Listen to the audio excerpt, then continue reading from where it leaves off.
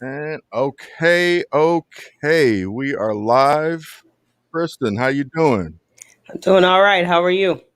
I am excellent. Good to see you again, and everybody that's taking some time out on a Sunday evening. Two wins for the North and the South Side. Welcome to Plunked, everybody. This is the show where we celebrate two teams, one city. That glorious city being Chicago. So, Kristen, I caught that Cubs game today. Um, before I let you talk about it, I just want to say wisdom, Yeah. wisdom. You wonder why, he was in the minors for years and now he's come out and he's hot. So Always we'll suspect, ride but that. Yeah. But we'll leave that alone and we're gonna ride this wave as long as it lasts. When absolutely. you look at his face and the structure of his face and his hair, he reminds me of Bryce Harper. Next time you look at Yes, him, yes, yeah. yes, he does. I was telling Ruben that I think we were watching the game when he was here last week. We were watching the game at my mom's. I was like, he's old Bryce Harper, Yeah, chisel face that ass chisel, looking. yeah, Right, that right, chisel right, jawline and right, long right, chin. Yeah, right. so we're gonna ride the wisdom wave. It's Hey, long, and people are starting to come back. Some people could have stayed gone a little longer, but we're starting the Cubs are starting to get some people back. right. And it's going to be a good problem for David Ross to have because where do you put Excellent. people? You got Chris Hmm. Bryant making plays like he's been an outfielder all his life, Hmm. robbing Hmm. folks today. So, Yes, uh, yes. yes, You Kyle, gotta resign him. yes, He's you too have to. damn good. Yeah, Give the man his money. he was hurt last year. So Right. everyone's Like, saying, get rid of him. He's never going to return to his form. It was rookie year and a all-star. I mean, and a MVP, won a World Series, be an all-star not again this enough. year. It's You not got to enough. sign him. Got and as maddening as Javi can be, El Mago, you got to resign him. You gotta resign Javi. Yeah, Any word on that wrist? I saw he had a little something with his wrists uh, today. Look, yeah, he'll be all right. It's Javi, He'll, contusion. yeah, Or he'll throw a little magic dust on it and he'll be all right. yes, he will. He's not trying to have anyone play well, and then he had to stay on the IL for a while No, no, no, because no, the no, Cubs are no, no. bringing up people and they are Yeah, and doing they're well. all doing well. Yeah, yeah, Matt yeah. Duffy went down, and Oh you got yeah. Wisdom, and Uh-huh. now it's like when Matt Duffy comes back, you want his bat back in the lineup. So Mm-hmm. do you take out Hap and then when Marisnik comes back, do you then sit down Hayward and is your outfield Duffy, Bryant, and Marisnik? Now Marisnik will be the best outfielder of the three, Mm-hmm. but you want those bats. So Yeah. it's a good problem to have. That's not a bad outfield if that's what they Yeah. run with. And we're seeing I know I've seen it on the south side and I'm seeing it up north too, a lot of way more mixing up of the teams, like of the lineups, when Mhm. you see, especially when you got guys hurt here and there that they're able to pull from their system, their farm system, and guys have stepped up, and now we got guys all over the place that you can move and mix and Yeah. match, and maybe it'll help with some of these injuries, Yeah. And so then, the big guys can be ready for the fall. right. And I don't want to, I took out Jock Peterson. He's been playing way better. So Hmm. then when Nico comes back, you got to put him back in the Got lineup. Nico So Horner, there's not enough places for everyone. So and then when David Bodie comes back, well, he was doing better, but I know. he's not going to take over for Wisdom. Hey, you know what? Your favorite part of him is that big hit. Yeah, So he'd that's be what a I great like pinch him hitter. for. Yep. Great And pinch a hitter. spot starter because everyone's going Hmm. to need some time off, and so Absolutely. there's plenty of Absolutely. people to take people's places, and but Kyle Hendricks scared me. I really thought it was going to be another Kyle Hendricks start. They were hitting him hard, but after Wisdom tied it up, because at one moment, at one time it was just Wisdom versus the Cubs. I mean the Giants, because no one else was doing anything. But once they tied up the game, it was like Kyle Hendricks was able to breathe, and that little 80 miles per hour pitch was now moving, because if it doesn't move, it's gonna get hit hard. Yeah, that's a meatball. Yeah, so it was finally moving, and he pitched well. So I give it up to Kyle Hendricks for proving me wrong, because I was like, oh my gosh, it's you were hard on young Kyle during the off season. Oh, and I'll always be hard on him, because I don't. You're like, probably. Yeah, I don't believe in him the way other people do, but when he does well, I'll give him his props. But I don't think of him the same way other people do. Understood. But as long as he wins. Yeah, I mean, as long as he wins and keeps his eye on that plate like he likes to do. Yeah, and Craig Kimbrell, he's just a resurgent year. Save number 14 for Mr. Kimbrell today. And just the 1 through 3 ninth, I believe it was. Looked good after Chris Bryant robbed that extra base hit. And then after that, it was smooth sailing. So pitching, which I feel will always be the problem, is still very suspect. The starting pitching, the bullpen had a little bit of a hiccup, but I now have more faith in them than the starter. Kristen, you're not giving your bullpen no props. You're not. No. I believe in the bullpen more than no. That's why I believe in more than the starters. Oh, right. No, I know. But your bullpen is like, it's been like lights out. I mean, but my problem, what scares me, is David Ross has to go to them way too much, because his starters can't go more than 4 innings. Of course. And that's going to take a toll on these players. Like, Chafin and Kimbrell don't get used as much, because they're more in when the game's on the line. But Tapera, who I talked so bad about, and he has really turned it around. He won reliever of the week or month or whatever the award was, and I talked bad about him. So I give him his props. But they use him a lot. Winkler, now they've been using Thompson a lot. So you got some arms. Yeah, you got to get some. The starter has to at least go 6. Like, they're going to have to get something more out of. Arrieta was sick the last time he started, but he hasn't been good before that. I mean, basically, you have Adbert is your most, and then they don't like for him to go long, and then Kyle Davies, and then Trevor Williams, and then Cole Stewart now, or Stewart Cole, whatever his name is. So speaking of your starters, who's on the bump tomorrow? I think it's Adbert. Oh, it's Adbert. Okay. How do you feel about him? I like him. When I used to call him Alizé, but I like him.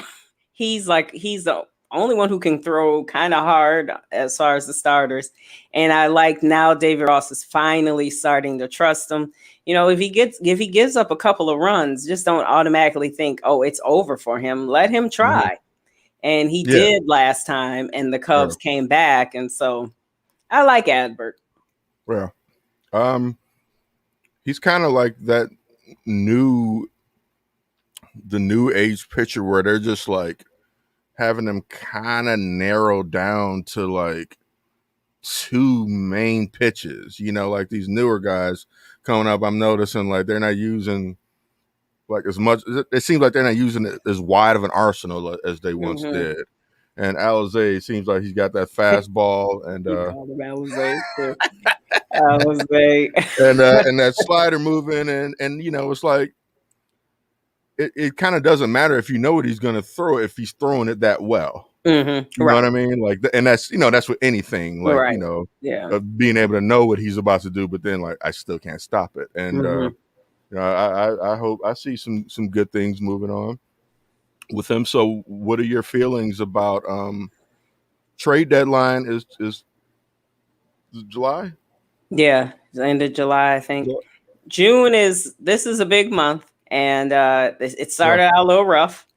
After, well, okay, they swept the Padres, and then this road trip started rough. So maybe they're turning it around. We'll see. The Padres will be out for revenge starting Monday, but I just can't see how you could tear apart the team if they're still in first place at the beginning of July. I know people, unless they turned around and had a June like April. Yeah, that's what I'm saying. But if they're in first place, right, and it's July 1st, even if they're one or two back, I can't. And they're playing well leading into July, you can't. It doesn't matter what they say. They'll never be able to justify it to me as a fan. And I know there's a lot of other fans out there like me that it doesn't matter what the Cubs say. If they tear it apart and they're in first place, there will be no justification. It won't that be. will be good. You can say what you want, but you're going to get all these prospects that are suspects, and you let go of all-star players to other teams, and no. Yeah. There's no justification because you're not that poor. Right. So let's because we have a very special guest who's in our green room right now, is going to be joining us shortly. It's Coach Ernest Radcliffe of the head coach of the city champion Morgan Park Mustangs. But before we get to that great interview, just to kind of talk about the Sox today, able to win the series, obviously handedly to Detroit today. Dylan Cease, you mentioned the starters going longer than 4 innings.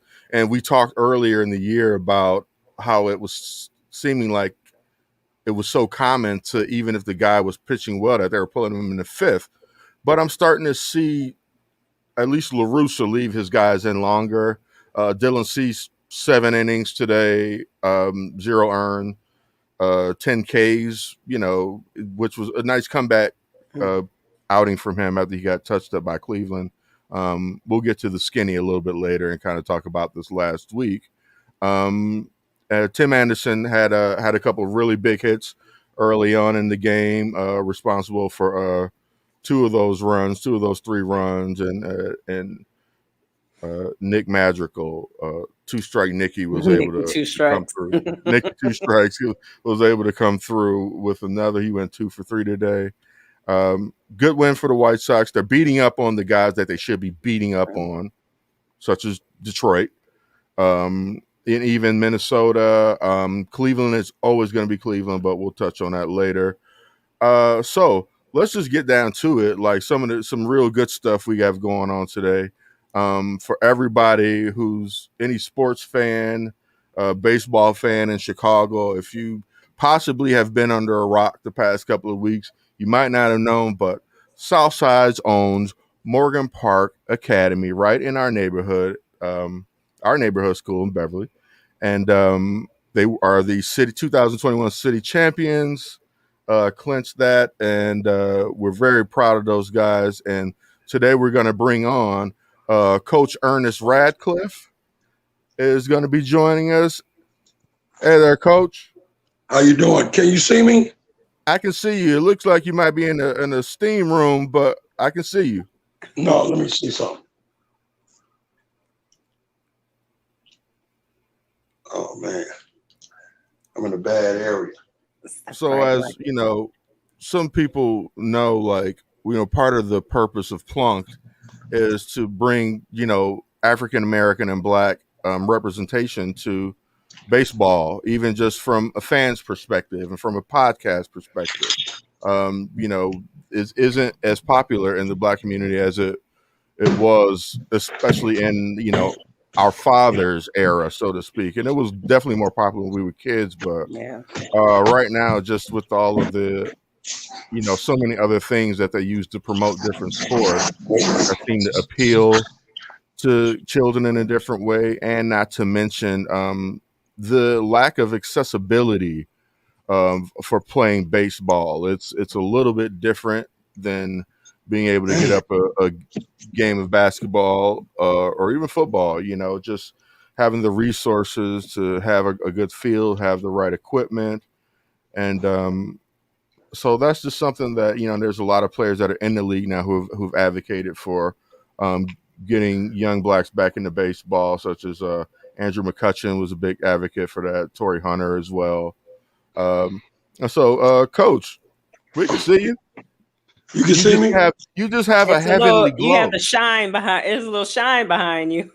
Maybe if you turn around and have the light in your face. Yeah, that's better. That's better. How you doing? Good. How you doing today, Coach? Oh, I'm doing all right. I'm doing good. Excellent. Thank you so much for joining us today. Just want to say congratulations, first of all. Oh, thank you so much. It's been a beautiful week. Yes, I saw the parade, and that is awesome. Got a visit from President Obama with the football team. Yeah, I literally just got off the football field. We had we were able to play spring football in our conference, the Chicagoland Unlimited Conference. And I'm not coaching; my other coaches are running it, but I had to go over there because it was our last day, our last game, and all our 8th graders will be going to high school. So we did something real special for them. Okay. So now, did you knew Obama was going to be there, or?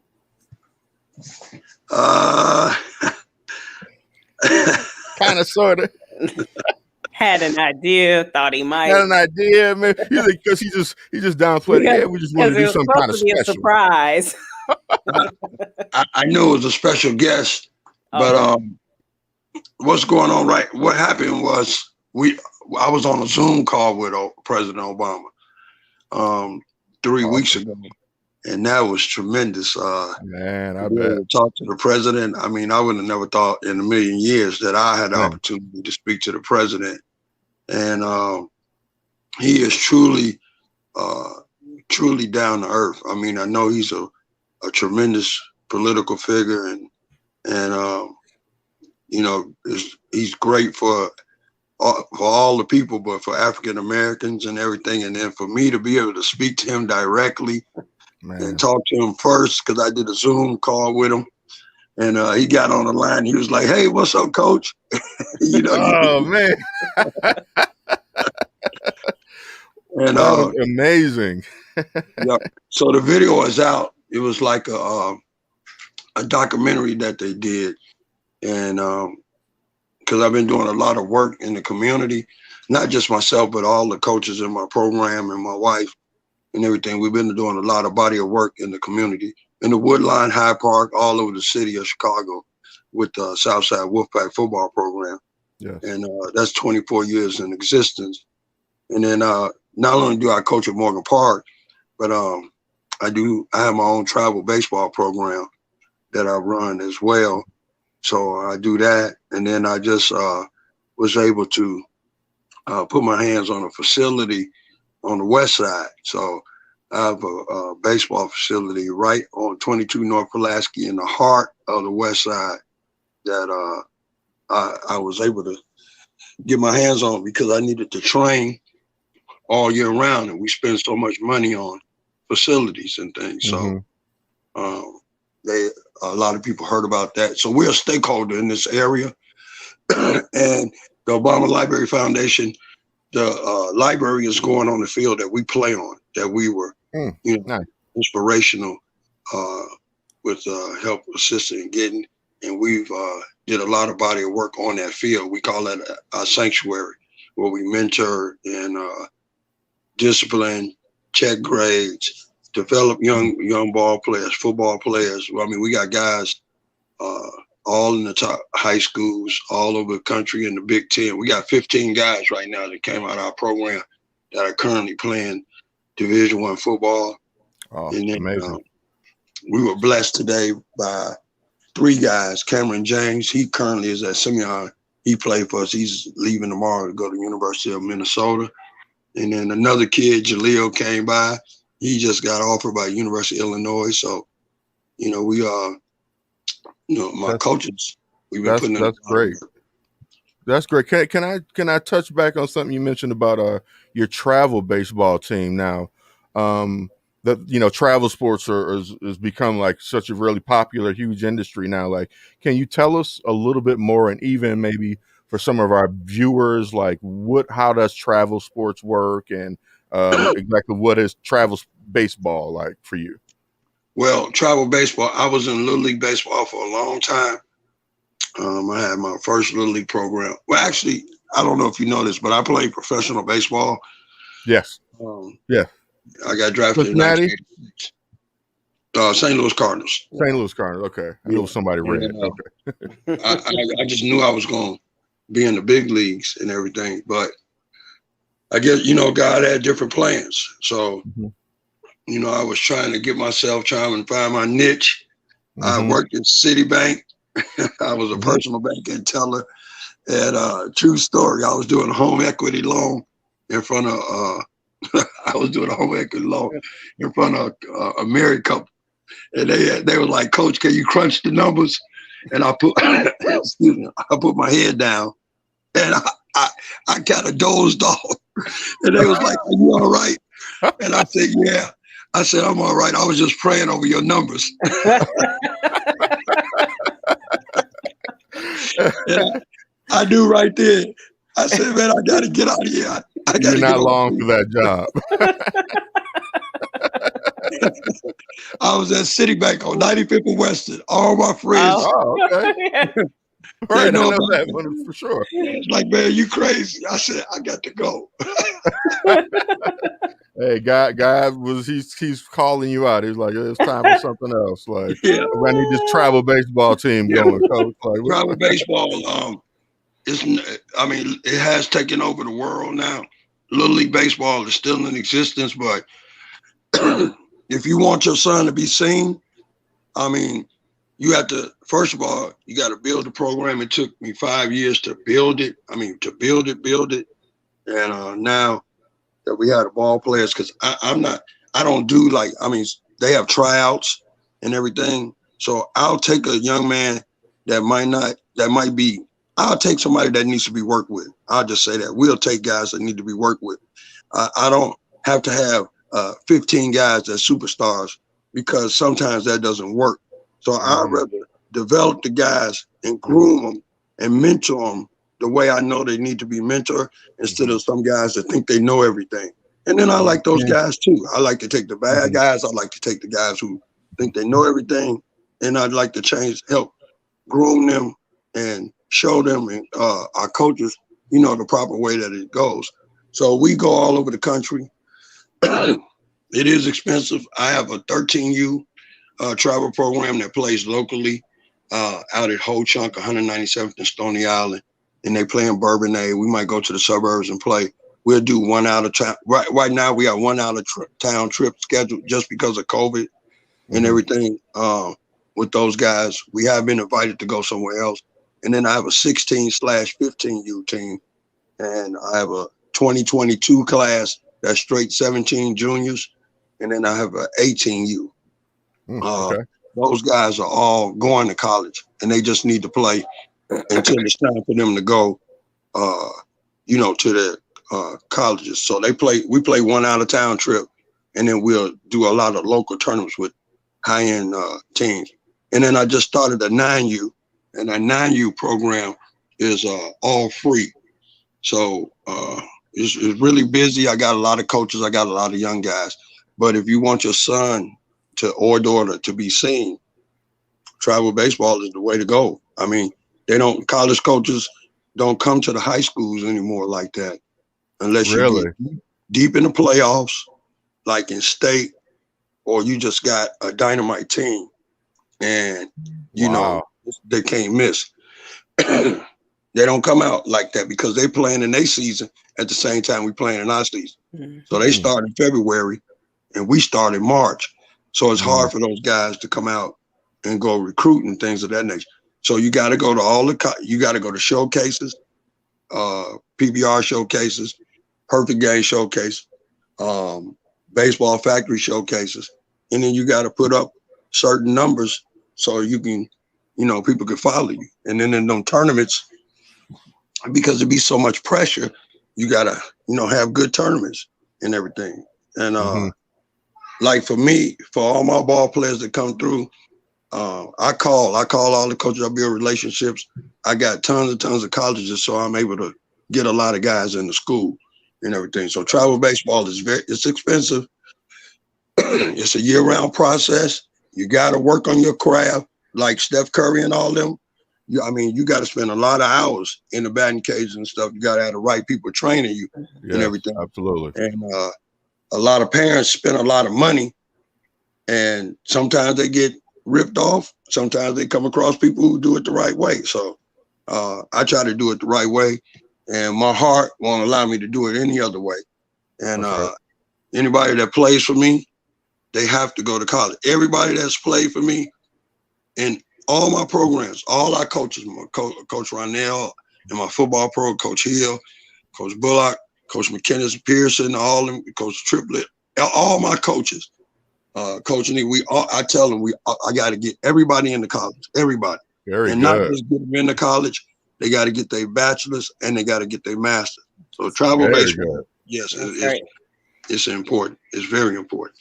What is the hardest thing to teach when you have the traveling clubs, and you say you'll work with some young men and women that need a little extra help? What did you find? What do you find is the hardest thing to teach them? The hardest thing is that parents, first of all, the parents got to allow the coaches to coach. That's the first thing. And they can't think that they know more than the coach. Some parents might, because they might have played or whatever, but they just gotta trust the process. And it took a long time for me to get the group of parents that I got are fantastic, and they trust the process.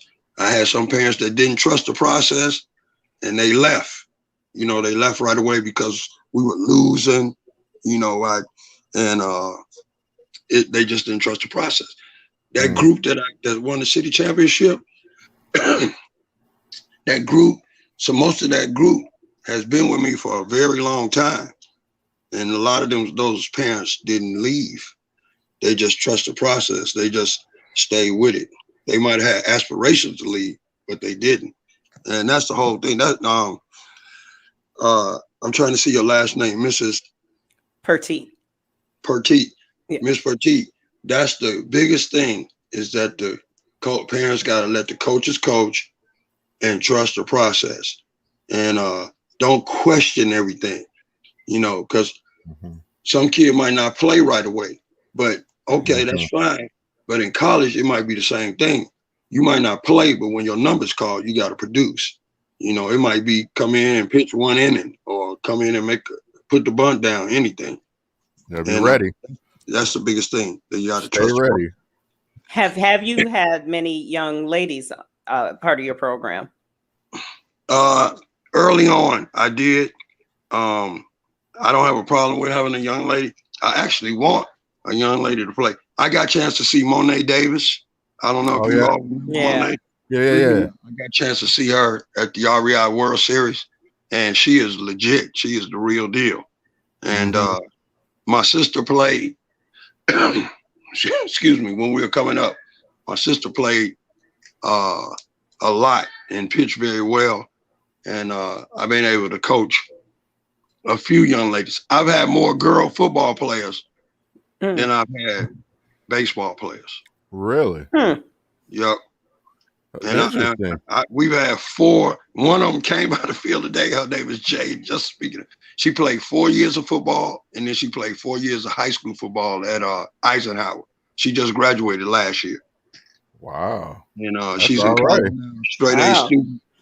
And the other young lady, Rosalind, her father was a Hall of Fame referee, and she became a banker. So the young lady stayed more because the guys tease them probably and tell them you shouldn't be here, and they want to stay. Like extra motivation. Yeah. Wow. More football. That's amazing. So now you talked about your guys that with you who that you won the city championship with Morgan Park. Like, so can you tell us about like how long I've read about you, but just for our viewers, like how long you've been there, how you ended up there, and how you were able to kind of put the team together, just kind of like that journey to the championship. Well, some of the guys that was on that team, I've been coaching them since they were 12 years old, 10, 11 and 12-year-olds. My son is on there. My last son, my baby boy, he's on the team. Okay. And the majority of those guys, I've coached them a long time. And then, we have a good time. I mean, all our coaches are great.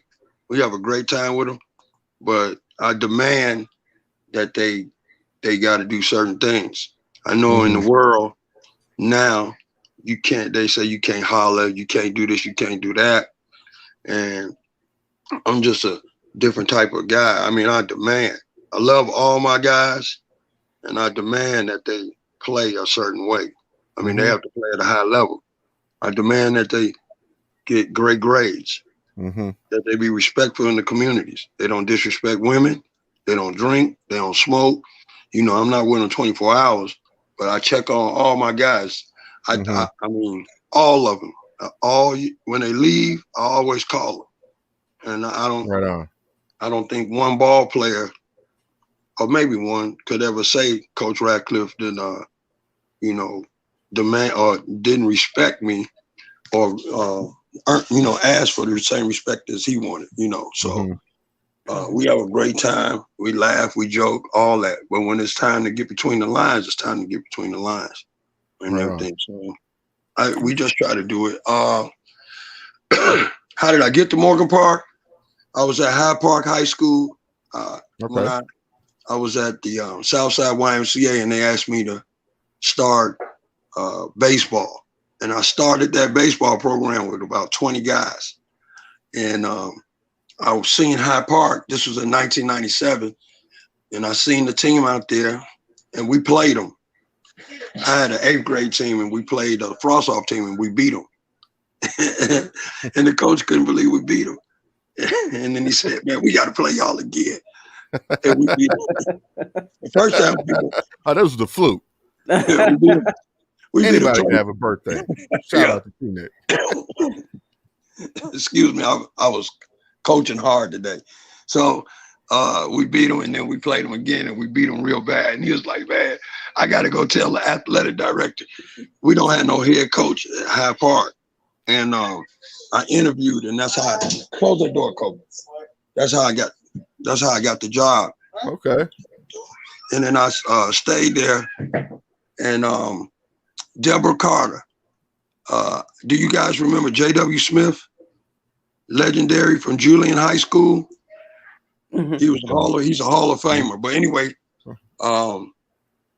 his wife, Deborah Carter, stopped me on the baseball field when I was practicing at Hyde Park. And she was like, we need a baseball coach at Morgan Park. I didn't know, that I was going to be there. Right. And then she was like, I said, well, I'll try to find somebody for you. And then,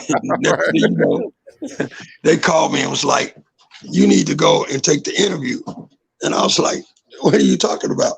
And they said, you need to go take the interview. And I took the interview, and, the rest is history. So I've been there. This is my 14th year.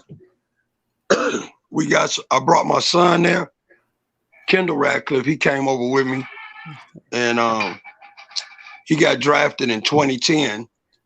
And then we started getting ball players over there. Coach Nolan Bullock came over, and then we were able to get a lot of kids in through the IB program because their grades were good. And we got in about 16, 17 guys all at once.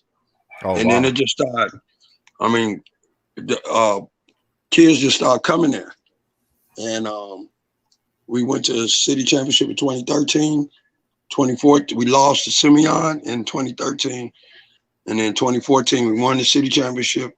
And in 2015, in modern day history, we went to the Final Four in the state playoffs. So we were the last team to make it to the Final Four.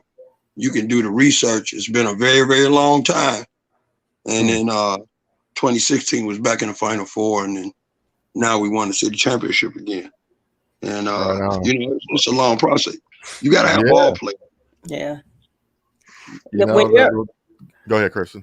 Coach Radcliffe, when you're evaluating players, I know you mentioned you're an old school coach with as far as how you coach your players.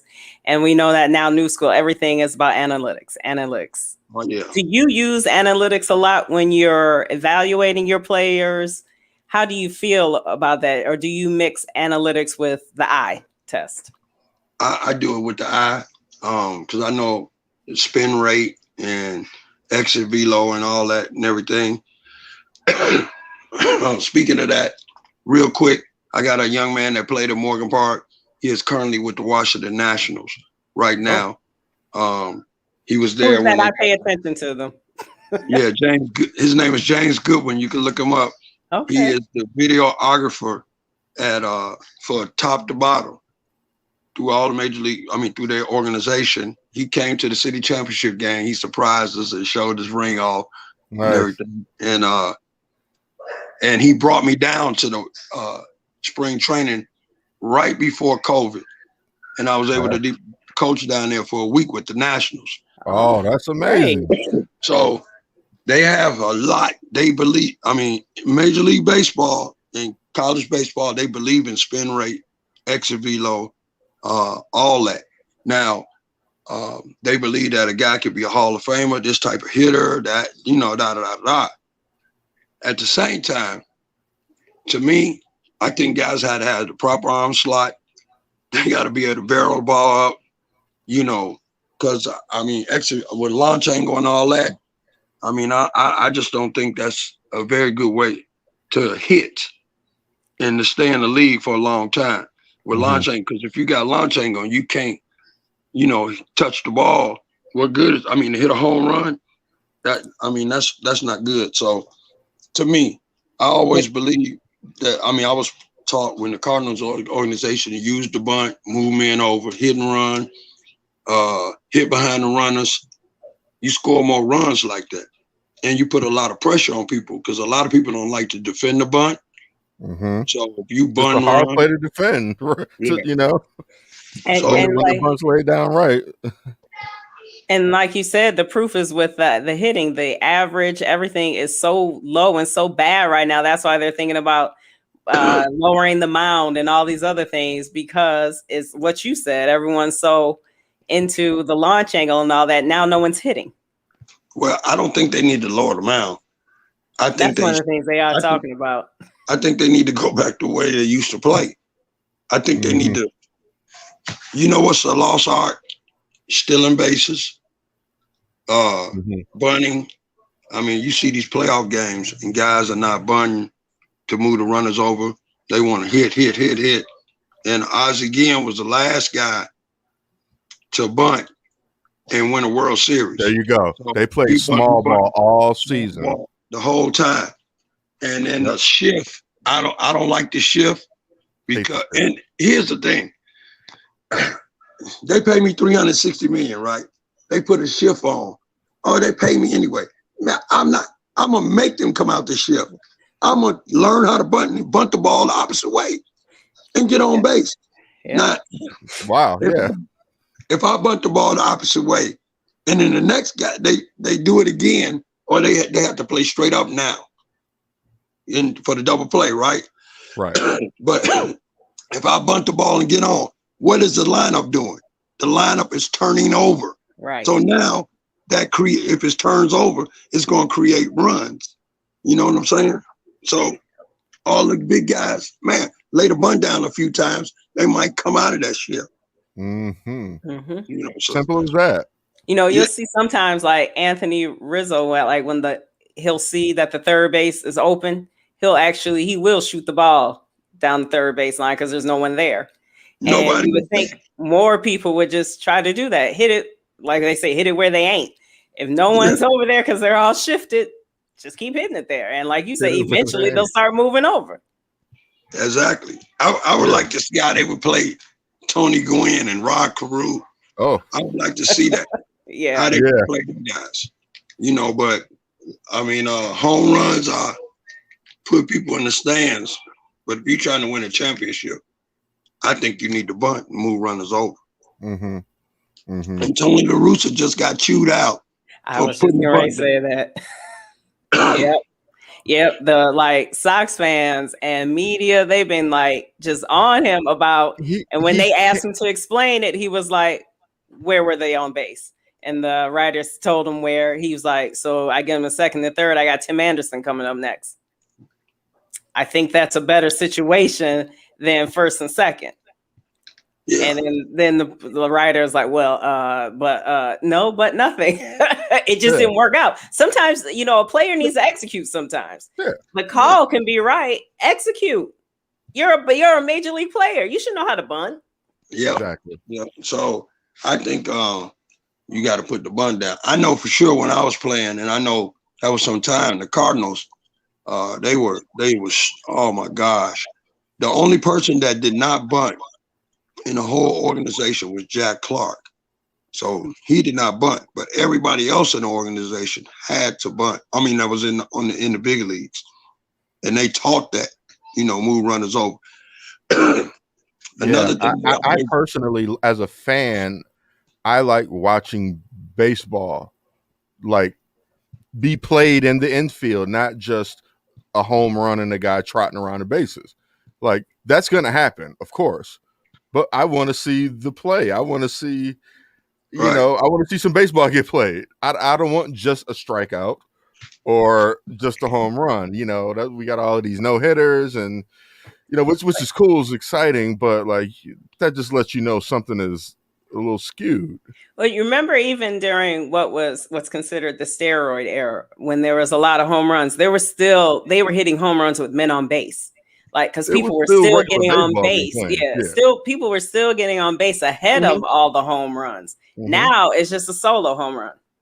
Right. A lot of solo home runs, right?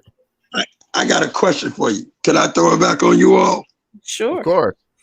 Okay. Since you mentioned the steroid era. All right. So guys, I liked it. Guys took steroids, right? But they still got to hit the ball, correct? Correct. Yep. So should they be out of the Hall of Fame? Because they still got to hit it. No. One of my no, I like all of the. I think all of them should be in there. Look, coach, and then they find out the pictures were taking it too. Yeah. So I mean, it's and it's part of baseball. If you want to put on there that this was the era when this was supposedly happening, go ahead. But if you want to asterisk it, fine. But you know, a guy like Barry Bonds, he was a Hall of Famer before he, you know, had that gigantic head and all of that. You know what I mean? Did they prove him guilty? Did they prove him guilty? I don't know. I think the only one who they've proven is that admitted was A-Rod, and Mark McGwire eventually admitted, but everybody else is like, nope. I don't care if you say I'm on that list. Show me the list. No one can show anyone that list. So they're like, nope. Sammy's still like, Yeah. I took Flintstone vitamins.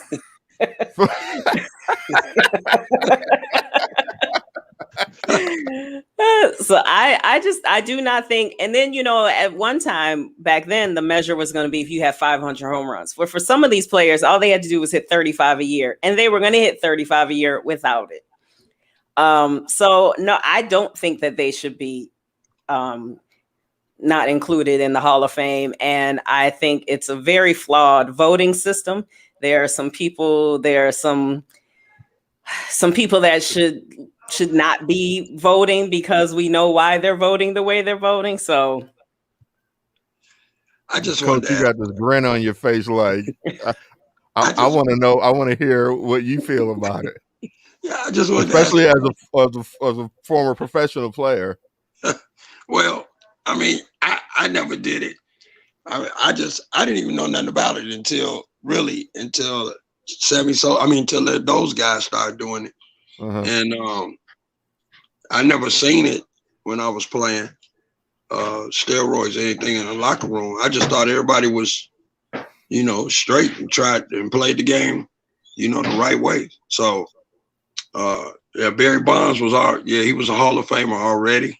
Mm-hmm. And I think Roger Clemens was already. And the stuff that Mark McGwire and maybe Sammy, I don't know if he was using the same thing, that they were using in 98 wasn't even illegal.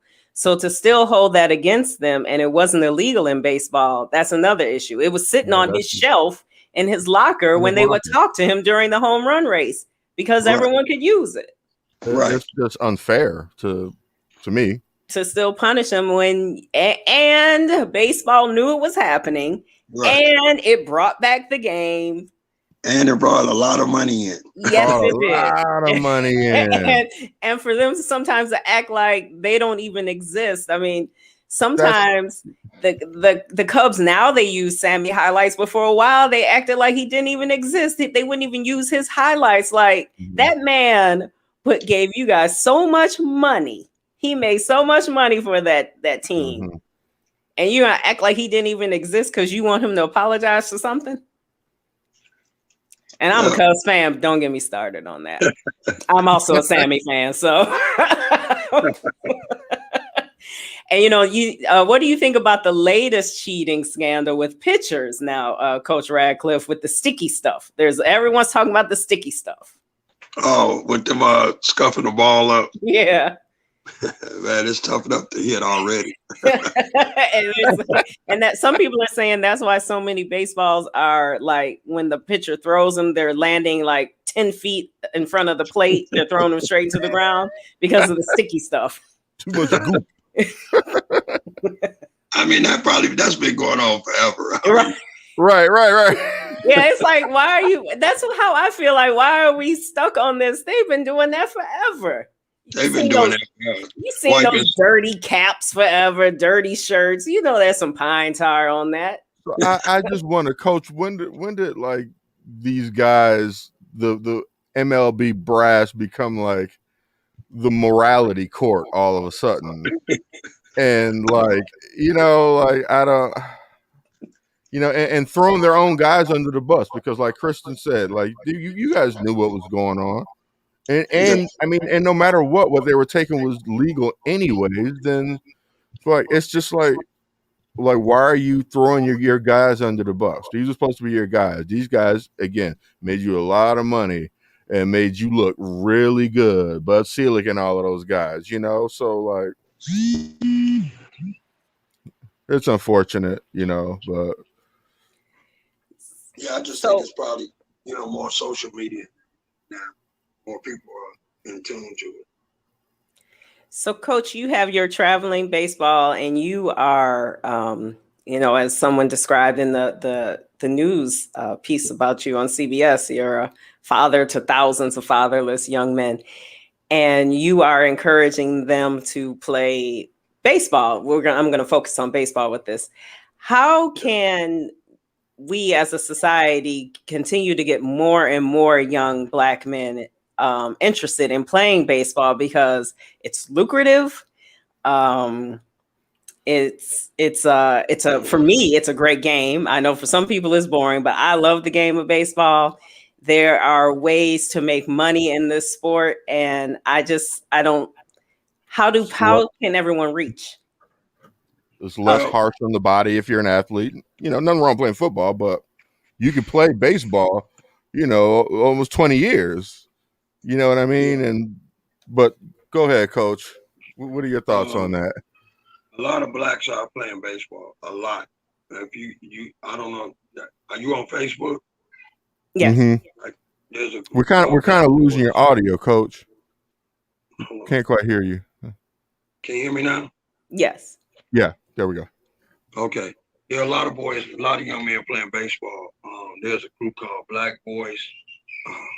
It's on Facebook. I can't think of the whole name, but they're playing all over the country. A lot of Blacks are playing all over the country. A lot of Blacks are playing here. They're playing in Florida, Arizona, Georgia, North Carolina. They're playing everywhere. The problem is that And a lot of guys are getting drafted. You got to go back and look at the draft, just study the draft and see how many first round guys went in 2019, 2018, 2017. And you got to look at the draft because y'all do a lot of studying, I'm quite sure. And look at all the guys that's getting drafted. And here's the thing. When you get drafted, and this guy's playing in college now too, so you got to start looking at those rosters. LSU, somebody got an all-black outfit. I forgot what college it is. Oklahoma got guys. Florida State all got guys. I just looked at the College World Series. The SWAC is picking back up. CIAA, I got a lot of guys in that conference. That's a historic black conference. SIAC. And the thing is, it's not that we're not getting drafted, but when you get drafted, and this is what I have to do, like my son, I got a son right now in college, and I got one in high school. And my son who got drafted in 2010, he was with the Rangers, and I knew better. I knew that once he got drafted, and I told his mom, look, one of us is going to have to make a huge sacrifice and quit their job and go with them, because when they get drafted, your 18-year-old or 17-year-old, if he could be 17 and graduate as a senior, if he gets drafted and goes in the first round or whatever round, he get a signing bonus, right? But he got to get his own apartment if they don't have a campus for him to stay on. And then he got to pay rent. He got to fix his own food, and he got to go to sleep. He got to get up, all that. So that's not the problem. The problem is that you got to have a support system when your son is drafted as an African American. Mm-hmm. That's the key. So if my sons get drafted, my next two sons, automatically the whole family knows somebody got to go with them and stay and not be. They ain't got to necessarily be on top of them, but they got to be in that surrounding area. Mm-hmm. So can you imagine going from Chicago to Westville, Virginia? Can you imagine going from Chicago to, I'm just naming places where I was at, where I played at, Pulaski, Virginia, Johnson City, Tennessee. You never heard of these places. Mm-hmm. So the culture is going to change. So that's a culture shock. And now they playing 100 and some games every day. So their bodies is used to eating fast food all the time. So it's going to break down at some time. So they got to have proper nutrition. And even though they do that now, they feed them, they give them a good balanced meal. But at the end of the day, you get hungry at night and they're going to go out there and eat some garbage, and you can't perform on garbage. So the question is, are they playing? Yes, they are. But if you want and I'm just saying me, if you want your son to make it, they got to have a support system through the minor league system, even through college, because it's a lot of mental stuff going on. And they got to be mentally prepared. That's why you can't be soft on the guys. Mm-hmm. You cannot be soft on the ball players. You have to be tough and firm on them, because that's not the way the real world is. Everybody gonna say about everybody. Everybody gonna say, "Hey man, I want you to sign. I want you to come to my college. You're the greatest thing since sliced bread." And I tell every one of my players that I send to college or go down south, when you go to down south, the first thing they're gonna do is run you in that heat. That's the first thing they're gonna do. I could give you 10 guys' names, and y'all can put them on your podcast, and they're gonna tell you. Coach Radcliffe said this is the first thing they're gonna do. They're gonna test your manhood, see how tough you are, all that, and you got to be mentally prepared for that. I mean, coaches play mind game, all kind of stuff, because they want to know. Now, is it right? It might not be, but they got to know. I depend on this guy in the fire, and guys got to be told the truth, and parents got to be told the truth, and that's how they make it. And if you don't play the game, you play the game as long as you can, but there's a million different ways to stay in the game and make a good living and then help somebody else. I got 5 guys that I'm sending to Clark, Atlanta. 4 of them on scholarship. One young man has developed to be a very good ball player. And he's going down there, and I asked the coach, I said, Coach, I got a good idea. I said, man, they keep saying we don't have no black coaches in college. We don't have this and don't have that. I said, would you please take this man right here? He's going to graduate out your program. He's going to be a good ball player. He's going to develop. He's going to help your team win. If you ain't got to use no scholarship money on you, but he's going to keep your APR ratings up. But I need you to teach him to be a coach, and then let's try to move him into the collegiate level or into Major League Baseball. When you say analytics, now we got somebody else that's in the Major League Baseball. So we have a lot of guys that we create jobs to send out. Now we got guys in analytics. We got a guy in GM. We got a guy coach. We got a guy scout. And then that's the way you have to, keep the game going and keep African Americans in the game. And that's just what I believe. Okay. That's something that probably most people do not think about is the support system once they leave home and go to these towns that you've never heard of. I know they have the Players Alliance to work with African American baseball players. I wonder if that's part of their program to be a support system to some of the young men who don't have Coach Radcliffe in their life. But if not, that would be something really good for them to work on, because it is tough, I'm sure. And that's something I didn't think of. And I'm sure a lot of people never really thought of that might be the thing holding young black men back from making it to the league. Yeah, I mean, that could be one thing. And, guys got to produce. They used to seeing 88, now they see 95, 96, 97, 100. So when you get drafted, you want to try to go in. You want to be blessed enough to go in the high rounds where they give you enough time to develop. Sometimes guys get drafted late rounds and they got to produce right away. And if they don't, they get released. So, it's a tough game. It's the best game in America. But, we just got to add it. Not only do we got to get ball players in it, but we got to get more African-American coaches in the MLB on the lower levels in rookie ball, A ball, and all that. They could also help be a part of that support system. Yeah, because it's a lot of Dominican ball players, right? But it's a lot of Dominican coaches. So if a Dominican guy struggles, he can go talk to a Dominican coach. Am I correct? Right. Okay. So, that's where we got to help at. Wow. Even that's true. Am I saying something wrong? I'm not saying nothing wrong. I just that's the truth.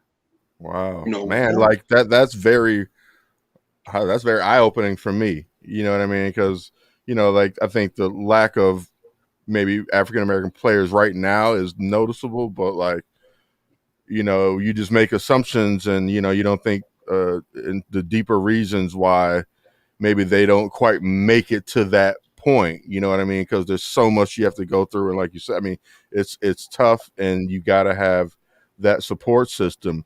Now, with that being said, now that that's kind of becoming probably more maybe understood in a sense, do you feel like that you will start to see more of an influx of black players coming into the majors over the next coming years? Yeah, I do, because they're playing at a high rate and they getting training. A lot of ex-major league ball players, African Americans, they doing lessons. They're getting proper lessons. A lot of guys they working their craft and they working it all year round.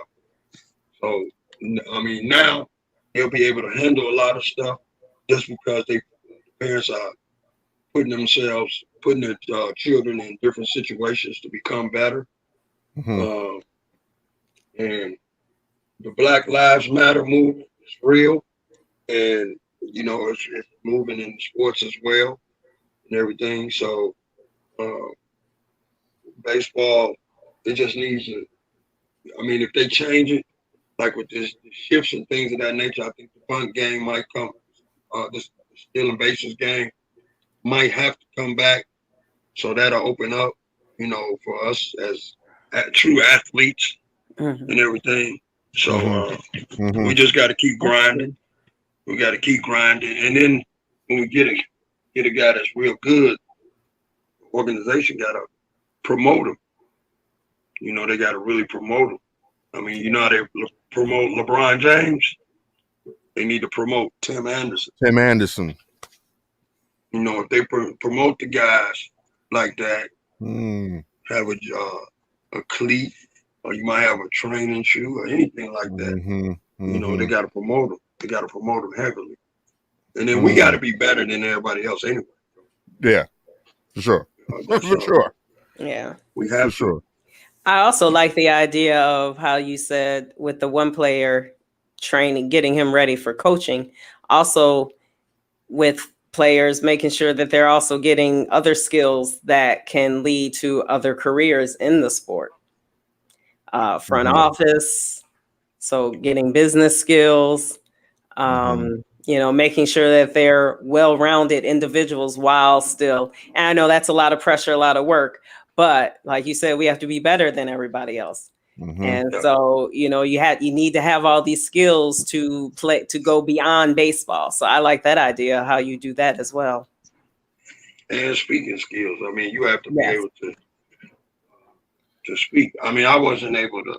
I mean, I'm holding a conversation with you guys, and I know I'm not saying nah, and this, and how, and speaking classes and all that. It's very important. Be able to articulate. Yeah. In our football program, and I just want to say this. I used to, I do it sometimes just to see if the guys can read. And if they can't read, we got to give them some help. So if we are at High Park High School, we keep our stuff, we call it the shed, we keep our equipment over there. They got some signs on the outside. So I just might have my players, they read that for me, just to see if he can read, if he stutters or anything like that. And those little small things you'll be able to tell. A lot of guys, when we do our banquet, we call the guys up in front of everybody. You got to say their name, their grade, and they got to present themselves. And those small few words, so they can get engaged. We start them from the young all the way up. Some guys do it. Some guys are shy. We do it over and over and over and over every year, every year, to get them to speak in front of people. So like you guys got a podcast. So the guys, like the man that's going to Clark, he might be a general man. I know he could be very great in baseball. I know he could be a general manager. Or, I know he can go and be a scout because he loves the game and he speaks very well. And, he's a very smart young man. So, awesome. You got a great guy in the corner. So, Coach, let me ask you, you're from Southside or Southside? Yes, sir. You're Southside. So you're a Sox or Cubs fan? I know the Cubs got you that field.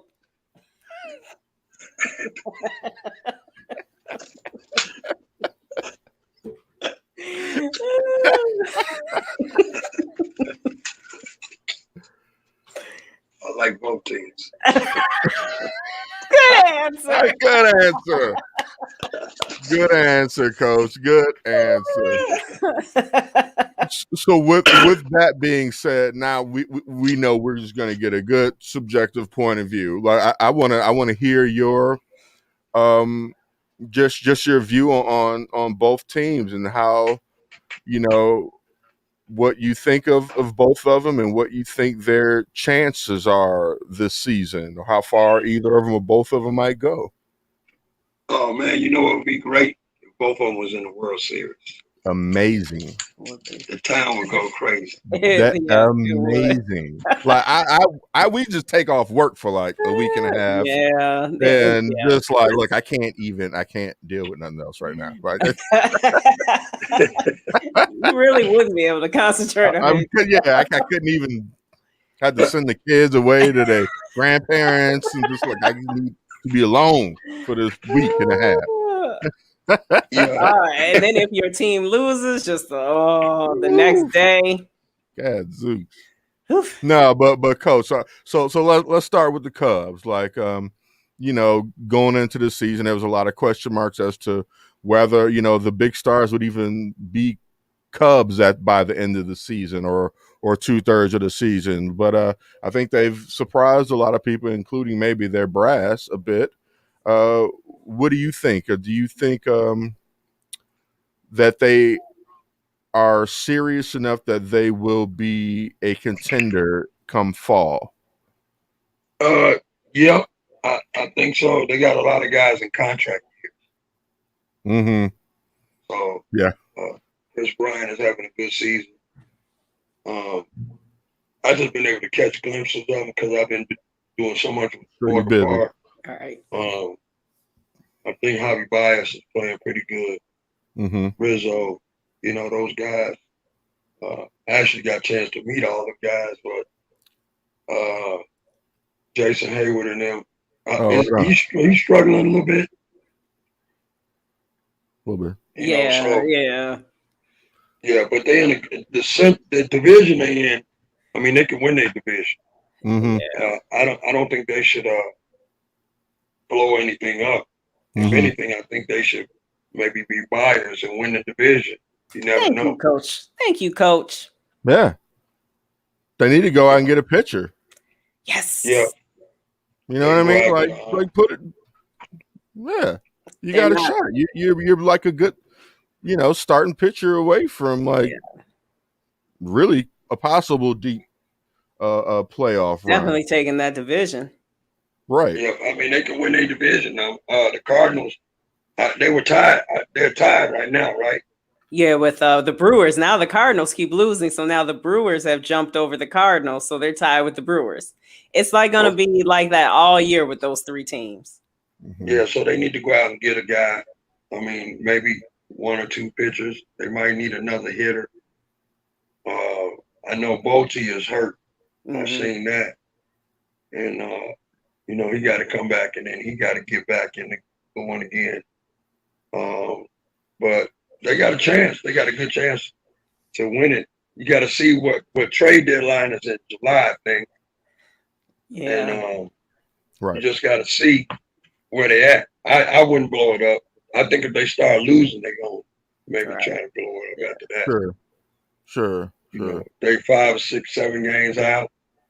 They might do something. Then like they that. might do it, right? Yeah. We were saying earlier, like even if they're like 1 or 2 back, like they can make that up in a few days. The way the top 3 that we just mentioned, yeah.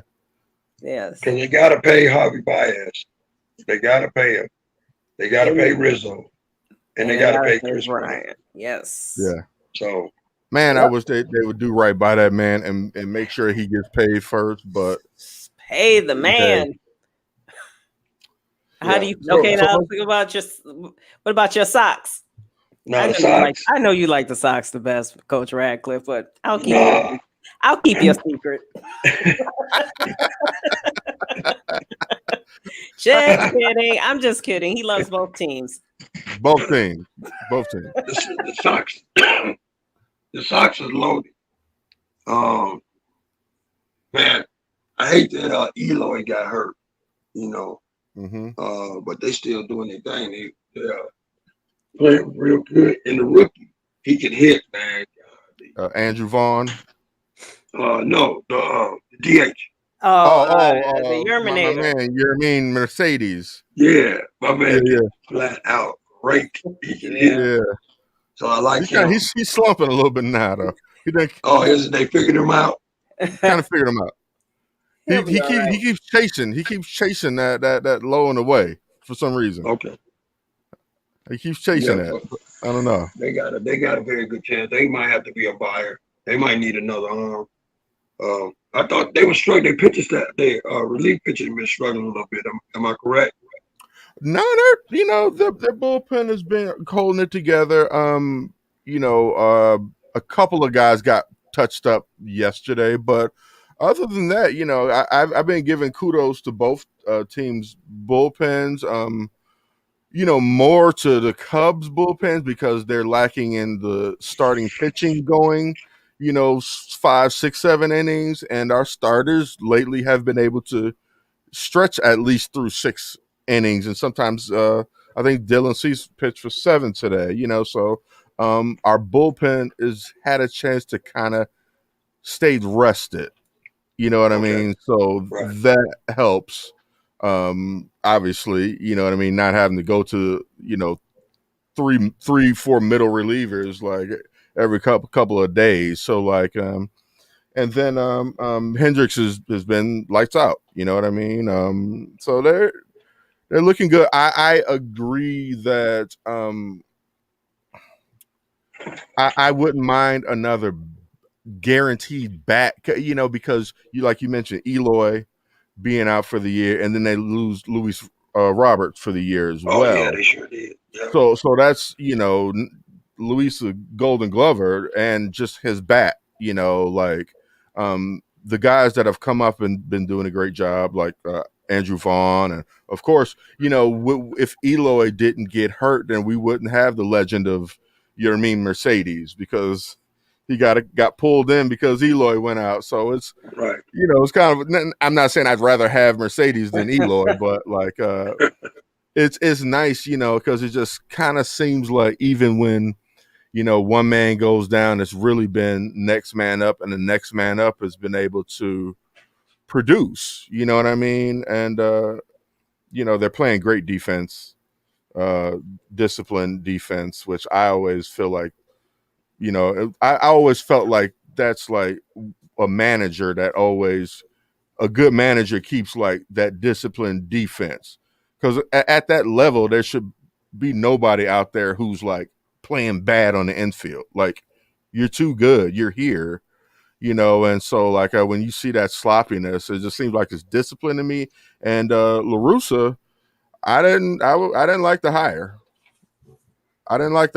And but the proof is 4 games out, and they're ahead 4 games in first place. So I'm gonna shut up about my criticism of LaRussa, and I'm gonna shut up about, oh well, should he have bunted? Well, yeah, like everybody is a brilliant genius mind in hindsight, like because if it would have worked, and Tim Anderson hits a base hit and they score 2 runs, oh my gosh. Oh, going back to the old school small ball. What? Oh my gosh, what a revelation! Exactly. Blah blah blah. Right. It looked great for Tony La Russa for bringing baseball back. It didn't work. Damn that Tony La Russa. He's fired. He's too old for the game. He's just people are just so fickle, man. And I can be fickle too. We're fans, So, but hey, man, I'm happy with what's going on, So hey, man, you obviously see who the Sox fan is here. Yeah, I'm the Cubs fan. But we love both. Two teams, one city. Yeah. Oh yeah.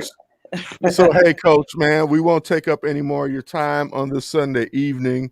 Thank you so much again, man. It was great talking to you. I want to have you back again. There's no problem. Oh, you'll come back. We ran a little short on time, but I want to talk to you about your grandfather and kind of more your personal, if you're willing to share, your more personal travels into your life, into the major leagues, and your story again. And I feel like that's a whole episode that I don't want to try to just fit in a couple of minutes. Double duty, Radcliffe. And I read about, and this may not be true or not, but I read about how he got the name Double Duty. Now, he caught one game, and then he pitched the second game of a doubleheader. And who did he catch in the first I game? believe Satchel Paige. Caught Satchel Paige in a Yeah. shutout, and then threw a shutout in the next game. And then it was said he did. I think from what my father said, the headline said Ted Radcliffe did a double duty today or something like that. Okay. I would have to get the article, but I want you to look up for the next time. My other uncle was a 13-time All-Star in the Negro Leagues. His name is Ernest Radcliffe. Ernest Radcliffe. Yeah. How do you spell the Alec? E-L? A-L-E-X. Oh, okay. Alex. Okay. Alex Radcliffe. So he was a 13-time All-Star. Wow. Okay, so yeah, baseball is really just in your blood. Yeah, he hit 336. Okay, so yeah, we got to have you back. If you we got to catch you when you got some time. We'd love to have you back because I want to hear all about that and how you got started in your journey. If you again be willing to share. But again, in the meantime, thank you so much, Coach, for coming on. It was thank you. I'm glad you all had me. We got a big game tomorrow, so we're in the second round of state playoffs. Second round of state playoffs. Okay. Yes. All right. Well, good luck to you and the team. Godspeed. Thank you so much. I really appreciate it. Thank you so much. Thank you. Absolutely. God bless, Coach, and thank you. Have a good night. Have a good night. All right, and that was Coach Ernest Radcliffe. That was cool. I really enjoyed that. Man, changed my perspective a little bit about some of the reasons why we're not seeing a lot of black players. Like really eye-opening.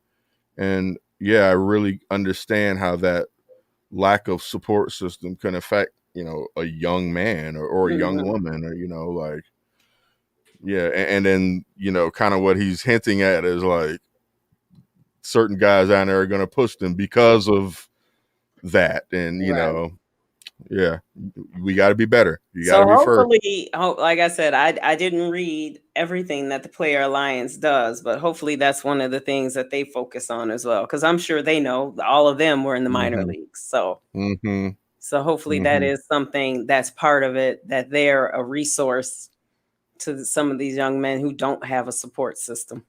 Absolutely. And making sure that while they're there, they're still getting maybe not a college education, but an education so that they can have a career beyond this. Because not everyone's going to make it. Not everyone's going to make it. Regardless of color, not everybody's going to make it. Exactly. But there are so many other things you can do in the sport. Absolutely. So learn all aspects of the sport. Absolutely. Like he mentioned articulation and just like, oh, you're good with communications. Like, work on that. Or you're great with math, so you'd be great with the analytics. You know what I mean? There's so many, there's so many other things. There's so many doors into the same room with whatever you're doing. Like, but that's great to have a guy like the coach out there looking out. So, do you have, can we get to the skinny if that's possible? And we'll just kind of take a quick look at the overall this last week with our guys. All right. Skinny can you see? Yep. All right. Here we have. Okay, here we go. What'd you say? Oh yeah, I see it. Oh, okay. So we have the Cubs. They went 4-3 in their last 7 games. They swept the Padres. And which was huge. I was like, yes. That was huge. And then they went into San Francisco like, oh yeah, we've won enough. Let's we're tired. We celebrated too hard. There's all this winning. Let's let somebody else win. And because they look, like my father said, they look like dead. Like the offense they look like they were tired. Like you just said, they were tired of winning and having a good time. I mean, it got so bad that Rizzo and Contreras had a little falling out in the dugout. No one knows exactly why. They won't say. But they came back today. So they salvaged. Avoided the sweep. Yes, they had to, because that would have been awful. And then going, it would have eliminated the previous sweep. yeah, oh yeah, that would have meant nothing by far more, because it was only a 3-game sweep. Yes, yeah, it would have been nothing. And then they're going in to face San Diego starting tomorrow. So and they're going to be bloodthirsty. They want some payback. Exactly. All right. All right. Well, all right. The skinny for the Sox. And man, you know, all through Monday there was a doubleheader that they split 2 games. And then I thought they made up. No, that one postponed is going to be in September. That's right. They didn't get the third game in. So I just like could hear Hawk Harrelson somewhere just dang gummit, just losing his shit watching us play Cleveland, because they are just they're the onion in the ointment. They're always there. They're always hovering, or just always there in the way. We're in their way right now, which isn't the norm, to be honest. But I mean, just glad to walk away with a split and a postponement. And now that game will really have a lot of meaning in September. Absolutely. Well, maybe. Hopefully it won't. Hopefully it won't. But that'll be but you know, again, the way work. What you were saying before, the way the AL and the NL Central is set up, it's gonna be August and September. We're gonna be biting our nails. You know, I just know it. So, you know, got to pounce back and beat up on Detroit a little bit. You know, I think that one loss was unfortunate. That was a 7-inning gem by Lucas. I wouldn't say it's a gem, but 7 innings, you know, strong 7. You gutted it out, right? You gutted it out, and still to lose by just the 1 run. You know, that's tough, but you know, even a dog has a good day in Detroit, and Detroit are some dogs. Good that they were able to close it out, finish today. Like I said earlier, when we were wrapping up today's game, Dylan Cease, very strong outing, 7 innings, 20 Ks, 0 earned. I think it's 5 hits or something like that. So White Sox 4 games out in front. White Sox is still just being the White Sox. Nothing extra, nothing falling behind. I mentioned my man Yermin is struggling a bit. Like, you know, like Coach said, they figured him out. Like, yeah, that happens. And just like when we were talking about Paul Wisdom today, we're just like, well, we're gonna ride this until they maybe figure him out. So like, the burger was good, so I hope they don't get rid of the burger just because he's struggling. Well, what? It's always it'll be a new. Someone will have a new burger. Whoever. So we're gonna have competing burgers: the Wisdom and the Yerminator. I think I may need to see the Bone Burger. My man Billy Hamilton, Billy Bone. Oh, and he went on the IL. Hamilton. Oh yeah, today, right? Yeah, or no, from yesterday. From an oblique or something, right? Yeah. So my man had 2 home runs in two games. He's getting chance out there in Sox Park when he takes the field. he's loving it. He's like, man, Cincinnati never treated me like this. And he was on the Cubs for a minute. He was on the Cubs. Like was it last year he was on the Cubs? Might have been. Yeah, it was. You know what? They didn't treat him like this because he didn't do this for anybody. He didn't. Or yeah, of course, he didn't do jack. And then there was the short season, and when he did well for any of his teams, sure, they gave him this type of treatment, but right, his oblique needed a break from all his home runs. From all. I mean, I mean, he's not like overwhelmed with muscle tone. Right. So I mean, you know, Bruce was like, I'm gonna need you to stop swinging the bat like that. he's bringing the bat so Right. hard, brother. We're We not are used to this. singles and we stretch them into doubles. Brother, I think you need to lay down them bunts. Right. Coach Radcliffe said you need to bunt more, Billy. Exactly. These obliques were not made for power. Hey, I hear you. I went to the batting cages. It was a couple years ago. I went to the bat cages. I could barely move the next morning. My back was so jacked. Isn't it funny how you're like, wow, and for someone to do this 162 just all day, every day, taking swings, batting practice. You know, they said that was one of Chris Bryant's problems, that he swings so much, even during the off season, working on his swing, that's why he might have had the messed up shoulder for a while. Because you got to take time off, somehow. Well, now he has a son, so he probably does. He probably will take some time off now. That's good. Well, so going into what do we got going into next week? Cubs going into San Diego. They're in San Diego, right? Yep. And let's see. You guys got the Blue Jays on Tuesday. Yes, Toronto Blue Jays. I was just talking with a coworker. She said she saw me in a Sox hat and said, and she's in Toronto. She said she's gonna send me a Blue Jays hat. I was like, all right, I'll take a Blue Jays hat, but I have a Blue Jays pencil. Yeah, all right.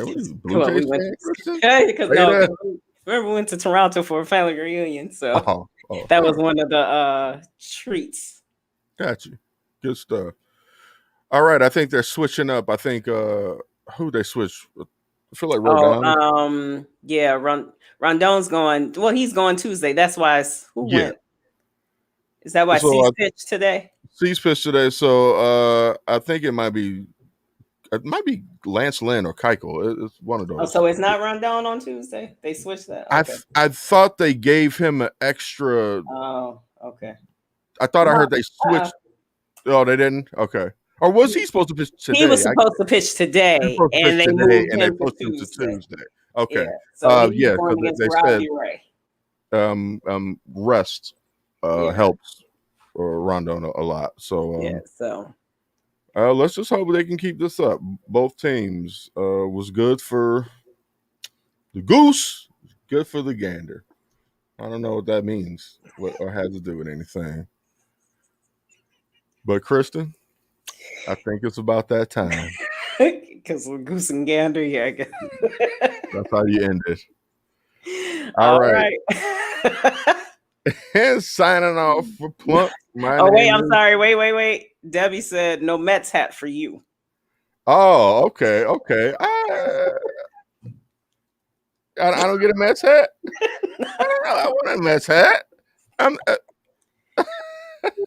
You just deal with your Toronto hat. I'll take it. I'll take a free hat. I don't want a Cleveland hat, but that's it. They're going to be changing their name at some point. Yeah, I guess. I think after this year. Is it? Yeah, I thought so. It's going to be something bad. Maybe. Yeah, they've when somebody changed it, the Washington football team. That's like you couldn't come up with anything, so you just had to settle Washington football team. They already had some ideas, and they did not look good. So I heard they had like 100 or some absurd number of ideas. And nothing was catching. But I'm not there, so I guess it doesn't have to catch my attention. Or my concern. All right, signing out for Plunk. My name is Emilio Bucks. I am Kristen Petite. And go Sox and go Cubs, and we'll check you guys next Sunday. Have a very good evening. Good night, everyone.